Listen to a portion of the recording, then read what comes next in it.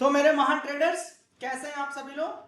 मैं उम्मीद करता हूं आप सभी लोग स्वस्थ हैं, मस्त हैं, व्यस्त हैं, लगातार ऊर्जावान हैं और सफल बने रहने का प्रयास कर रहे हैं। इसी कड़ी में मैं आशुतोष अस्थाना आप सभी लोगों का आपके अपने चैनल अस्थाना ट्रेडिंग स्कूल में हार्दिक स्वागत और अभिनंदन करता हूं। डेली शाम 7:30 बजे हम लोग लाइव क्लास अपने समय पर उपस्थित होकर के यकीनन लेते हैं। नहीं लेने के बावजूद आप सभी लोग इसकी रिकॉर्डिंग सेशन को जरूर पढ़ते हैं। हम लोगों ने आपकी 6 डेज क्लासेस को 3 भाग में बांट दिया है। सबसे पहले 2 दिन जो है आप लोग पढ़ते हैं अपने इंडिकेटर्स को या अपनी वेबसाइट्स की सीरीज को, जहां पर आप इंपॉर्टेंट वेबसाइट्स जो आप लोगों के ट्रेडिंग की यात्रा में, स्टॉक मार्केट की यात्रा में हेल्प करते हैं। फिर अगले 2 दिन की जो आप लोगों की क्लासेस होती हैं उसमें आप लोग डिसिप्लिन,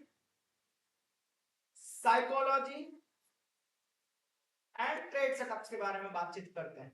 फिर अगले 2 दिन में आप सभी लोग एक दिन अपने प्राइस एक्शंस पर, दूसरे समय पर भी, मतलब 2 दिन में पहले दिन प्राइस एक्शन, दूसरे दिन price action plus doubt session class, ये आप लोग पढ़ते हैं। और जिसमें ये वाली जो क्लास है वो शनिवार है। तो शनिवार को आप सभी लोग 5 बजे से स्टार्ट करेंगे अपनी क्लासेस को, लगभग 8 बजे तक जाएगी। तो शनिवार की क्लास 5 बजे से आप सभी लोग ज्वाइन करना बिल्कुल मत भूलिएगा। और इसकी रिकॉर्डिंग आप लोगों को ऐप पर अवेलेबल नहीं हो पाएगी, तो उसके लिए पहले से मैं क्षमा प्रार्थी। ठीक है, तो आप सभी लोग इस 6 सब्जेक्ट्स को अपने दिमाग में रखा करिए। और रविवार जिस तरीके से आप लोगों की क्लास चलती है वो आप सभी लोगों को पता है, 12:30 पर मैराथन की क्लास चलती है, ट्रेडिंग के महाशास्त्र की क्लास चलती है, जो कि 2 3 4 5 घंटों की चलती है। तो इसको भी अब जैसे हम लोग पहले लिया करते थे वैसे ही सेम टाइम पर वापस लाओ। तो आज हम लोगों का जो क्लास है वो आप लोगों के डिसिप्लिन एंड ट्रेडिंग की क्लास है, जिसमें सबसे इंपॉर्टेंट एक लेक्चर है जो कि आज हम और आप एक साथ मिलकर के पढ़ेंगे। तो चलिए सबसे पहले यहां से स्टार्ट करते हैं हम लोग।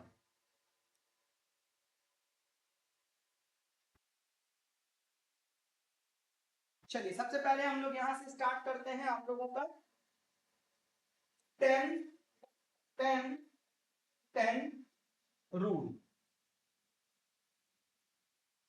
ये जो 10-10-10 रूल है ये आप लोगों को अपने चार्ट पर, अपने प्रैक्टिकल पर, अपने ट्रेडिंग की यात्रा में बना करके चलना है। सबसे पहले ये होता क्या है इस बात को समझिए। जैसे आज की मार्केट मैंने यहाँ पर खोल भी दी है, जिससे कि आप लोग मार्केट को साथ में जोड़ करके पढ़ सकें। तो सबसे पहले 10 रूल, फिर 10 रूल, फिर 10 रूल, ये तीनों को अपने दिमाग में रखिए। सबसे पहले 10 मिनट्स, ये 10 मिनट्स आपकी थिंकिंग और सेटअप बनाने का है। मतलब 9 बजे से लेकर 9:15 और 9:15 से 9:25, ये जो 10 मिनट्स का रूल है ये आपकी थिंकिंग का रूल है। मतलब आप यहाँ इमोशंस को चेक करेंगे, अपने ट्रेड सेटअप को चेक करेंगे, अपनी कॉपी पर सेंटिमेंट्स बनाएंगे, स्ट्रक्चर बनाएंगे और ये देखने की कोशिश करेंगे कि आज मार्केट कैसा रिएक्ट कर सकती है। और डेटा के बिहाफ पर पहला 10 मिनट्स आप लोगों को थिंकिंग के लिए देना है, जो कि आपकी सेटअप के लिए होगा। और सबसे इंपॉर्टेंट, सेटअप में सबसे टॉप प्रायोरिटी पर रखिएगा इमोशन चेक। इमोशन चेक, क्योंकि बहुत सारे लोग सीधा ट्रेड करने की यात्रा में निकल आते हैं। इन सब से उन लोगों का कोई लेना देना नहीं होता कि आज वो मेंटली रूप से कितने तैयार हैं, आज वो कितने एंगेज्ड हैं अन्य किसी और टास्क में। लेकिन उनको एक हैबिट है कि उनको ट्रेड करना है तो करना है। तो इसलिए सबसे पहले 10 रूल बताते हैं कि 10 मिनट्स थिंकिंग रूल, जहां पर आप सबसे पहले अपना सेटअप बनाते हैं 9:15 से लेकर 9:25।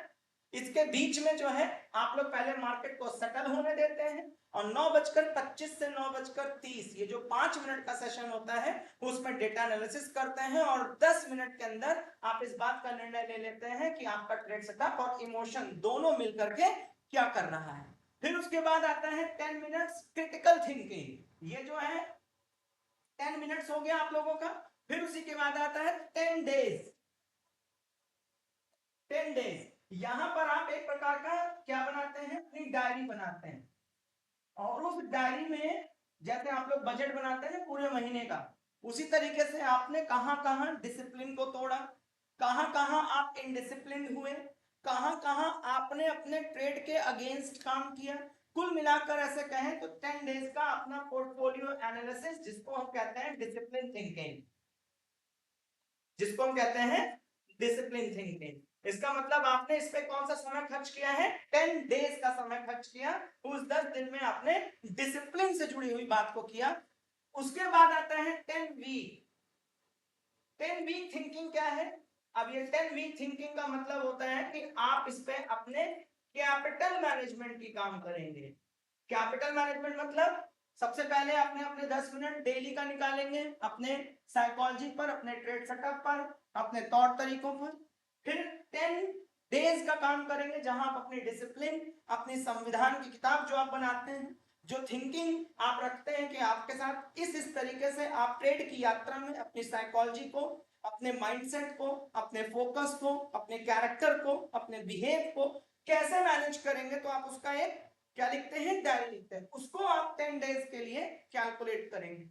फिर अगले 10 वीक का जब आप कैलकुलेशन बनाएंगे तो कैपिटल मैनेजमेंट की थिंकिंग होती है, जहां पर आप कैपिटल मैनेजमेंट करते हैं कि इस वीक में हमारे साथ ऐसा क्या हुआ, हमारा कैपिटल कैसे माइनस हुआ, हमारा कैपिटल कितना होना चाहिए था, हमारा टारगेट क्या था। जैसे उदाहरण मान लेते हैं कि आप लोगों को एक काम करना है 2000 रुपए का, तो आपने एक दिन ट्रेड किया 900 रुपए और आपने विड्रॉ करके इसको 2000 में से माइनस कर दिया, अब आप लोगों को 1100 रुपए का ट्रेड करना है, फिर आप अगले दिन 1100 रुपए का ट्रेड करिए, बात खत्म। लेकिन जब आप इसको नहीं, कैपिटल मैनेजमेंट को नहीं समझेंगे, तो 2000 भी आपके पोर्टफोलियो में रह जाएगा और ऐसा लगेगा कि अभी 2000 रुपए तो मिला है, और फिर 2000 को 20,000 बनाने की यात्रा में आप लग जाएंगे। इसको कहते हैं कैपिटल मैनेजमेंट थिंकिंग, कि आपको कितने की रिक्वायर्ड थी, आप अपने कैपिटल से कितना चाहते थे, आपके कैपिटल का कितना रिस्क था, और आप कितने रिस्क एपेटाइट में मैनेज कर सकते थे, उसके हिसाब से आपने अपना कैपिटल मैनेजमेंट निकाला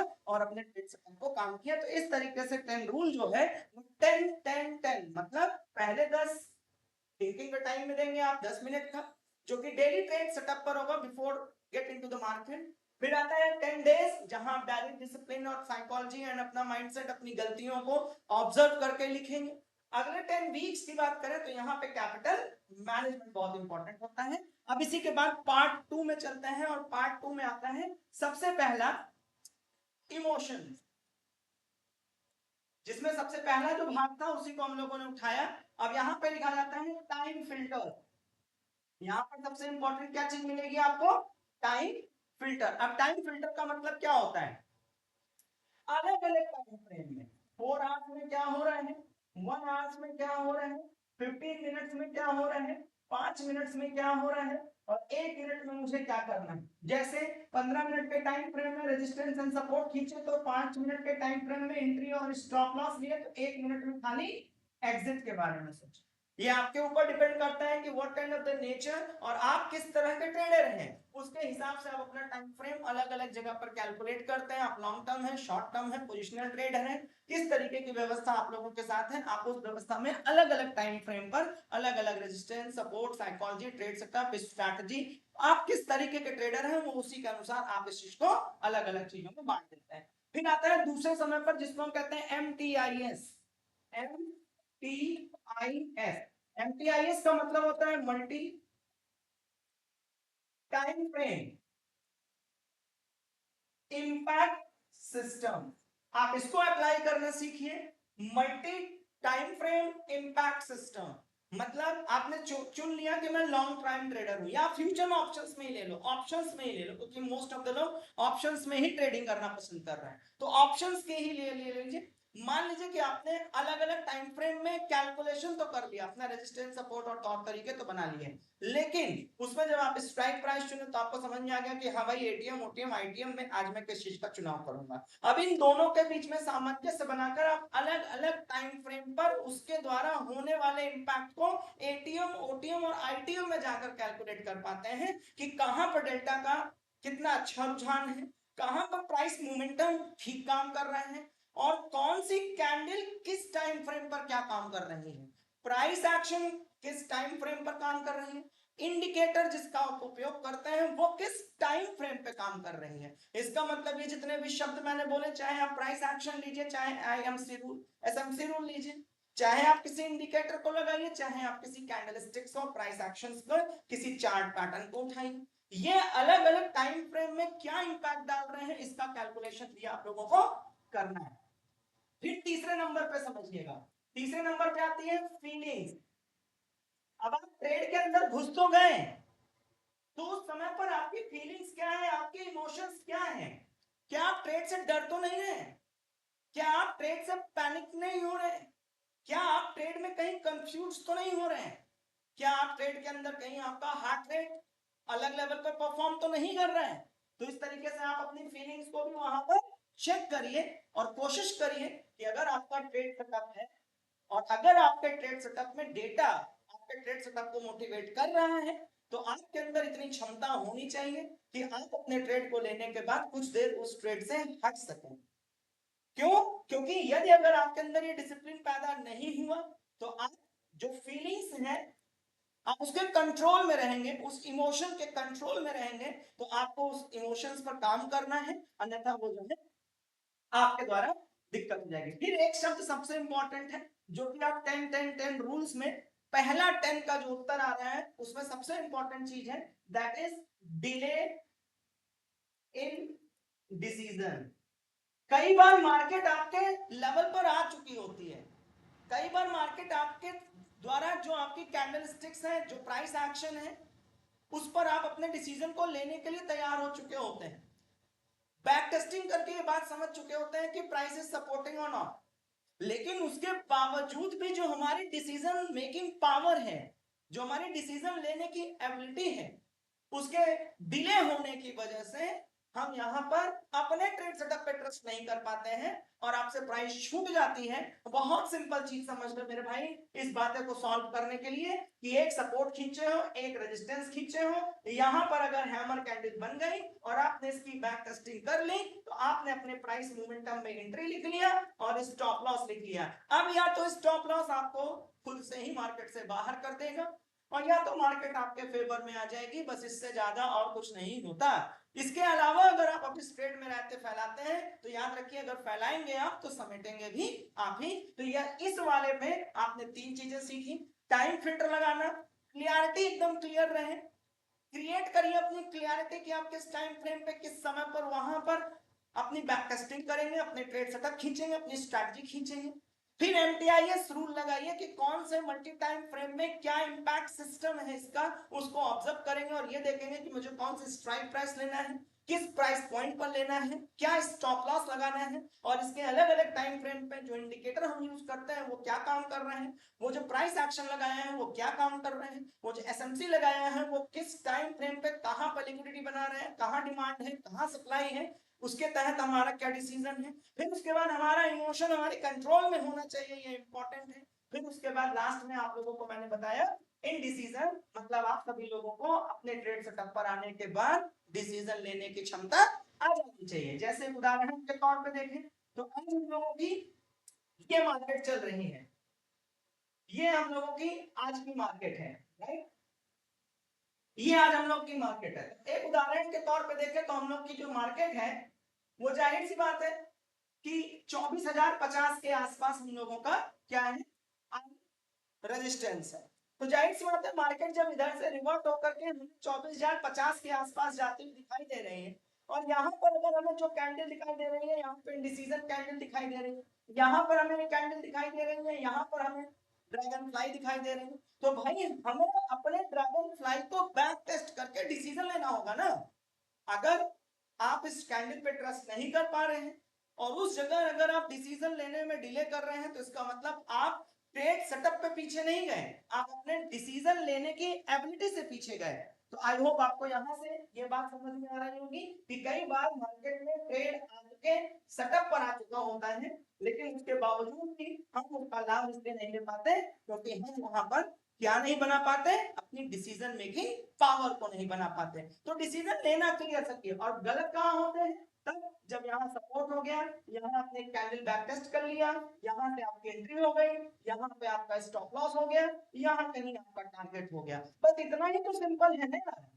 बस प्रॉब्लम ये है कि आप इस जगह के लिए यहाँ कहीं डरते हैं क्योंकि यहाँ पर एसल होता है और आपको ऐसा लगता है कि आज मेरा नुकसान हो सकता है, और यही आपके डिसीजन को लेने की क्षमता को खराब कर दे रहा है। तो डिसीजन मेकिंग पावर आपको बढ़ाना ही पड़ेगा, क्योंकि एक गोल्डन रूल अपने दिमाग में बैठा लीजिए कि कंफ्यूज्ड आदमी कुछ नहीं कर सकता, जो क्लियर ही नहीं है जो कंफ्यूज्ड है या तो में है, तो समझ जाइए वो कुछ नहीं कर सकता। इसलिए आप सभी लोगों को अपने डिसीजन मेकिंग पावर को बेहतरीन तरीके से बढ़ा के चलना होगा। फिर आता है time filter rule. Time filter rule, भाई कई मल्टीटास्किंग है, कई मल्टी फ्रेम्स है, तो आपको ये डिसाइड करना पड़ेगा ना कि मेरे लिए कौन सा फिल्टर काम करता है। मैं अगर एकदम स्कैल्पर हूं तो भाई मैं ज्यादा लंबे टाइम फ्रेम में क्यों जाऊंगा, ये तो आप लोगों के लिए क्वेश्चन बनता है। यदि अगर टाइम पे स्कैल्पिंग हो रही है, जैसे आज की मार्केट पूरी तरीके से साइडवेज थी, 40 अंक के अंदर घूम रही थी, और अगर आप ये बात मार्केट को पकड़ पाते तो स्कैल्पिंग होती, और जब स्कैल्पिंग होती तो जाहिर सी बात है कि हमें कौन सा टाइम फ्रेम लेना है, सबसे शॉर्टेस्ट टाइम फ्रेम लेना है। और शॉर्टेस्ट टाइम फ्रेम में हमारा ईएमआ कौन सा होना चाहिए, 9 ईएमआ होना चाहिए। हमारी आरएसआई क्या होनी चाहिए, वो 9 आरएसआई होनी चाहिए। तो भाई इस तरीके से एक पूरा सिस्टम बनता है, उस सिस्टम को आप यहाँ पे लागू करेंगे, जिसको हम कहते हैं टाइम फिल्टर जनरल। इसको हम लोग तीसरे भाग में क्या पढ़ेंगे, टाइम फिल्टर जनरल।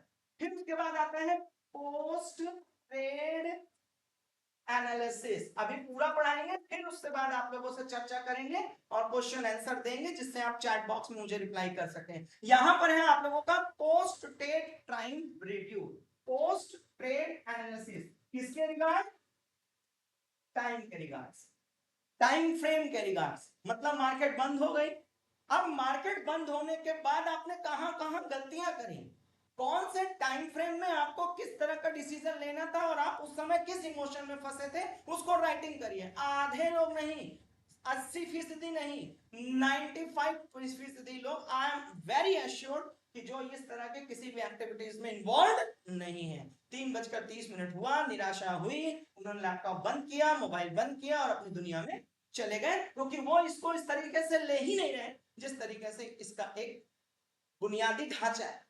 हम सिर्फ इसे एक जुए की तरह देख रहे हैं, इसलिए वैसे ही हम इसे ट्रीट कर रहे हैं। Post trade time frame management आपको लाना पड़ेगा। फिर उसके बाद आप बनाइए इसके अंदर फोमो। क्या आपके अंदर मिसिंग वाला कि अरे यार अभी नहीं ले पाए तो मार्केट चली जाएगी, क्या हमने जल्दी तो डिसीजन नहीं ले लिया, क्या ऐसा तो नहीं कि हम रिस्क के चक्कर में रह गए कि अरे यार ले लिए, अगर नुकसान हो गया तो, फिर मार्केट हमारे से ऊपर चली गई, लगा अरे यार नहीं ले पाए, फिर हमने एकदम से रेजिस्टेंस पर लेने की कोशिश कर दी या रैली पकड़ने की कोशिश कर दी, तो वहां तो चूक ही जाएंगे। तो इसका मतलब आपको फोमो एंट्री को भी समझना पड़ेगा कि मैंने जब जर्नल तैयार करेंगे आप, वो जो लास्ट में लिखवाया गया था 10-10-10, जिसमें पहले वाले में तो टाइम मैनेजमेंट था, दूसरे वाले में तो आपको रिपोर्टिंग्स करनी थी ना, तब तो तीसरे वाले में कैपिटल मैनेजमेंट जाएंगे। तो यहां पर आप लोगों को फोमो एंट्री ये देखना पड़ेगा कि भाई कहीं मैं धैर्य में तो नहीं फंसा हूं, कहीं मैं एक्साइटमेंट में तो नहीं फंसा हूं, कहीं मैं इमोशंस में तो नहीं फंसा हूं, कहीं मैं ट्रैप इमोशंस में तो नहीं कि अपने अगेंस्ट सोच रहा हूं। तो इसलिए आप सभी लोगों को यह बात, कई बार ऐसा होता है कि मार्केट नीचे गिर रही होती है, लेकिन कई बार लोग इस इमोशन में फंसे होते हैं कि सर जितना गिरना था गिर गई, अब तो यहां से हो सकता है रिकवर करें। यह भी एक इमोशन है, यह भी एक इमोशन है, आपके हाथ में ये कंट्रोल नहीं है। डेटा चेक करिए, बारिश हो रही है तो आप सिर्फ ये कह सकते हैं बारिश हो रही है और मुझे नहीं पता कब तक हो सकती है, ये सही डेटा है। अब आप ये नहीं कह सकते कि सर मुझे लगता है कि 4 घंटे से हो रही है, अब तो नहीं है होगी, हो सकता है बाढ़ आ जाए अगले मिनट। तो आपको ये सोचना है कि जिस तरफ मार्केट फ्लो है आपको उसी तरफ सोचना है, ना कि उसके अगेंस्ट सोचना है। और अगर अगेंस्ट भी जा रहे हैं तो आपके पास एक प्रॉपर डेटा होना चाहिए, अन्यथा वही नुकसान हो जाएगा। स्टील सेटअप, आगे तो लाइन तो खींचते हैं, लाइन तो खींचते हैं, लेकिन वो इस बात का बिलीव ही नहीं बना पाते कि मेरे द्वारा खींची गई लाइन सही है। इसका मतलब आप दो गलतियां कर रहे हैं, तो ट्रेड सेटअप खींचने में इतना बड़ा टाइम वेस्ट कर रहे हैं, जब आप उस पर ट्रस्ट नहीं कर रहे तो काहे बात का काम। और फिर उसके बाद दूसरा, आपने जब उस पर ट्रस्ट करना नहीं था तो आपने अपनी बुद्धि पर इतना जोर डालकर बनाया ही क्यों। इसका मतलब आपको बहुत क्लियर समझना है कि आप अगर रेजिस्टेंस एंड सपोर्ट अपनी बुद्धि, अपनी विवेक, डेटा एनालिसिस करने के बाद बनाए हैं, तो आपको उस पर ट्रस्ट ही करना है, जिससे कि आप अपनी डिले वाले सिचुएशंस में ना फंस जाएं, डायलेमा वाले सिचुएशंस में ना फंस जाएं, कंफ्यूजन वाले सिलेबस में ना फंस जाएं। तो यहां पर आप लोगों को इस तरीके से जर्नल भी तैयार करना है, और जो आपका सेटअप होगा उस सेटअप पर आपको ट्रस्ट भी करना है। अब लास्ट सबसे इंपॉर्टेंट है प्लान बी। कई लोग इसमें माइंडसेट डाल देते हैं माइंडसेट मतलब अगर इधर आ रही है 24,000 को ब्रेक करते हुए 30 अंक नीचे है तो ऐसा लगेगा अभी और नीचे जाएगी। क्यों जाएगी नहीं पता, लेकिन जाएगी क्योंकि माइंडसेट में फंसे हुए हैं। जैसे मैंने अभी कहा था, एक माइंडसेट हुआ कि जितना सर नीचे आनी थी आ गई, अब इधर जा सकती है। एक माइंडसेट ये, मानसिक गुलाम तो ये भी है।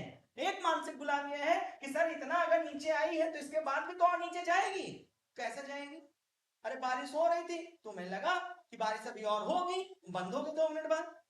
तो इसका मतलब यह है कि nothing is in your hand, कोई भी चीज आपके हाथ में नहीं है, सिर्फ और सिर्फ डेटा और ट्रस्ट। डेटा और ट्रस्ट सिर्फ दो ही चीज है। डेटा है, एनालिसिस करो, ट्रस्ट, ट्रस्ट ही करना पड़ेगा, उसके अलावा दूसरा ऑप्शन नहीं है। और फिर तीसरा आता है डिसीजन मेकिंग पावर। जब आपने अपने ट्रेड सेटअप बना लिया तो सीधा उसके अंदर एंट्री मारिए और क्लियर हो जाइए। ये जो प्लान बी है वो क्या है कि मान लीजिए अगर आपने यहां से एंट्री ली और मार्केट के इधर के और रुझान में पकड़े, लेकिन आपको यहां के बाद मार्केट अब आपको इधर जाते हुए नहीं दिखाई दे रहा, तो हमेशा प्लान बी रखिए। प्लान बी क्या है कि यार आज मार्केट में मुझे लगता है कि निफ्टी 50 साइडवेज रहेगी। फिर क्या होगा कि सर मैंने डेटा एनालिसिस किया कि अभी मार्केट में इसी तरीके का 1-2-3 दिन ना तो कुछ बहुत ज्यादा निगेटिव सेंटिमेंट है और ना ही कोई पॉजिटिव ऐसी खबर आ रही है, तो मुझे लगता है कि वॉलेटिलिटी जो है वो नहीं रहेगी। आपने रात में 11 बजे और सुबह 7 बजे से पहले पहले डेटा एनालिसिस कर दिया, तो प्लान बी बनाइए। तो आप फ्यूचर ऑप्शंस में क्यों ही जा रहे हैं? फिर आप इंट्राडे कर लीजिए, स्विंग ट्रेडिंग में चले जाइए, पोजिशनल ट्रेडिंग में चले जाइए, या आज मत ही ट्रेड करिए ना, क्योंकि आप लोगों को पीछे की क्लास में एक बार और तो बताए थे ट्रेड ना करना भी प्रॉफिटेबल ट्रेड होता है। आधे लोगों को पढ़ाते पढ़ाते मेरा बुढ़ापा आ जाता है ये बताने के लिए कि ट्रेड ना करना भी प्रॉफिटेबल ट्रेड होता है। उनको जिंदगी भर ये समझ नहीं आ रहा कि सर ट्रेड ना करना प्रॉफिटेबल कैसे हुआ। तब उनको जब तक 10,000 रुपए लॉस नहीं करवाया जाएगा और फिर कहा जाएगा अगर आज ये ट्रेड ना करते तो बचता, तब उनको ये बात समझ में आएगी कि हाँ यार अगर ट्रेड ना करते तो ये 10,000 तो हमारे अकाउंट में रहता। तो इसका मतलब कभी कभी ट्रेड ना करना भी प्रॉफिटेबल ट्रेड होता है। ये भी आपके डिसिप्लिन का सबसे इंपॉर्टेंट भाग है, लेकिन हम तो एडिक्टेड हैं उस बात के, हमें तो ट्रेड किसी न किसी कीमत पे चाहिए ही चाहिए। इस वजह से हम सभी लोग इस तरह की व्यवस्थाओं में ट्रैप्ड हो जाते हैं। इससे रिलेटेड आप मुझे नीचे चैट बॉक्स में आप क्वेश्चंस पूछिए, जिससे कि मैं आप लोगों को यह बात बता सकूं कि ये क्या चीजें हैं। और अब आप लोगों के डाउट सेशन है तो मुझे नीचे चैट बॉक्स में आप अपने डाउट सेशन लिख दीजिए।